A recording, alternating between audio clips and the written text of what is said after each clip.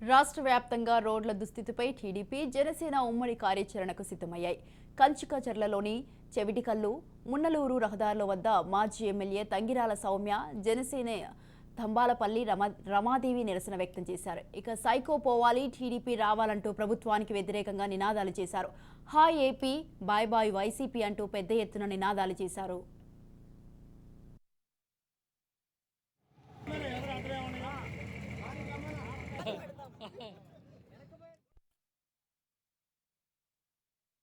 Party ఆదేశానుసారం ఉమ్మడిగా గుంతల ఆంధ్రప్రదేశ్కి దారేది అనే కార్యక్రమం ఈరోజు నందిగాం నియోజకవర్గంలో చెవిటికల్లు మున్నలూరు రోడ్లో చేయటం జరుగుతుందండి. ఇప్పుడు మీరు సాక్షాత్ ఈ రోడ్డును చూస్తున్నారు, మొత్తం కూడా ఏ విధంగా గుంటలు ఉన్నాయో అదేవిధంగా మేము నుంచున్న అరగంటలోనే దాదాపు 25 ఇసుక లారీలు వచ్చాయండి.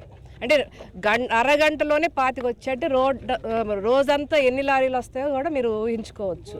నిత్యం అక్కడేమో ఇసుక కొండలు వెలిసాయి, ఇక్కడేమో ఇసుక లారీలు నిత్యం టన్నులు, 50 టన్నులు, 60 టన్నులు, అంత అధిక లోటుతో ఇచ్చి రోడ్లు ఈ విధంగా ఉంటే ఏమవుతాయండి? నాశనం అయిపోతున్నాయి.